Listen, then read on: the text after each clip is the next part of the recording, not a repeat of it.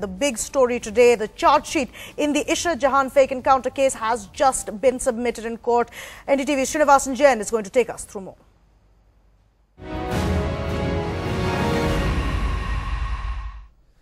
Thanks very much indeed. Yes, that's right. We can confirm that as we speak, the CBI's team has reached the court in Ahmedabad where they have filed the charge sheet in the Ishrat Jahan case. This has, of course, been filed before the Gujarat High Court. Now, we will start giving you the details as we have them, but these are the preliminary details that we have, which we're going to start putting up on the screen for you. That the charge sheet is basically going to focus on the cops who've been accused of the encounter and focus just on that. The charge sheet is also going to basically make the point that the encounter itself was fake. What you're seeing on the other side of the screen are some of the cops who actually going to be named in the charge sheet, including DG Vanzara, Tarun Barot, JG Parmar, NK Amin, and so on. The charge sheet is also to show that Ishrat and the others were in custody before the killing, and that in fact it was not, as the original FIR had suggested, that they were driving in a car when they were actually shot at and stopped. The charge sheet is not going to get into categorically whether or not Ishrat and the others were terrorists. The CBI is telling us that the status of the deceased is not before the court or before the CBI, but they might indicate their role in the entire conspiracy. This charge sheet is going to mention Mr. Rajinder Kumar, who is the IB official in charge of Gujarat at the time of the encounter. It's going to mention him by name, but it's not going to make him an accused. That, the CBI says, may happen in the supplementary charge sheet. So Mr. Rajinder Kumar will feature, but only by name. Those are images also of the charge sheet actually arriving in the court with the press corps there actually being filed in the court. Right, let's now move on to some of the other main pointers, some of the other graphics that we've got for you about whether or not this was a fake encounter. One, of course, we've already said that it's a fake encounter. Let's look at now that it is now confirmed, in fact, and we can put that as breaking news. If we can put that now as breaking news, that the CBI's charge sheet says that the Ishrat Jahan encounter is a fake encounter. And this is what, of course, we've been saying throughout, but now we can put that up on screen for you, that it is a fake encounter.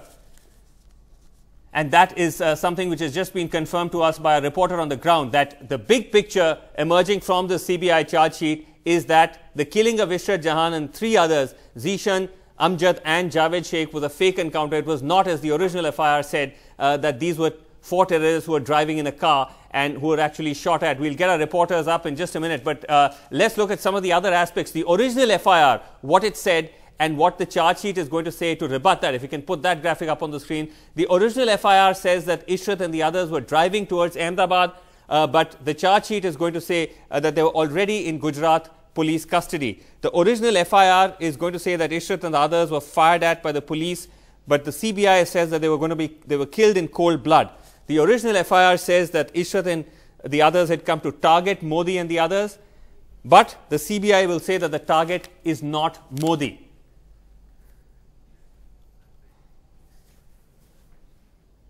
Now, this charge sheet is also saying, and this is another significant breaking news which we had been reporting since the morning, that the charge sheet not just mentions Rajinder Kumar, but it also says that his role needs to be probed further. So while the CBI has stopped short of making Rajinder Kumar an accused, what it does say is that his role needs to be made probed further. And Rajinder Kumar, of course, was the IB official who was in charge in Gujarat during when the encounter took place, and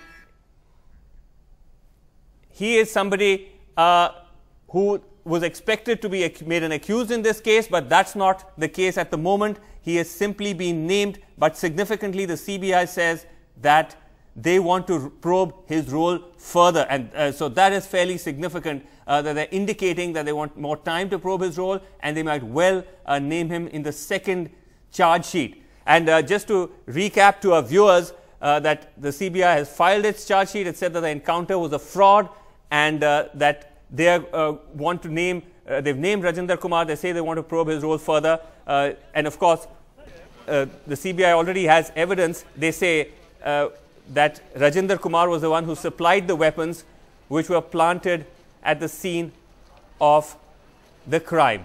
They have also sought more time for permission to investigate Rajinder Kumar as well as the others who might have been involved in this conspiracy. Okay, now we actually also have the specific charges against them, which is murder, abduction, conspiracy and destruction of evidence. So these are the charges that have been leveled against the main accused in the case, which are of course all those police officers that we mentioned. Bharat Patel, DG Vanzara, GL Singhal, NK Amin, Tarun Barot, JG Parmar and Anaju Chaudhary.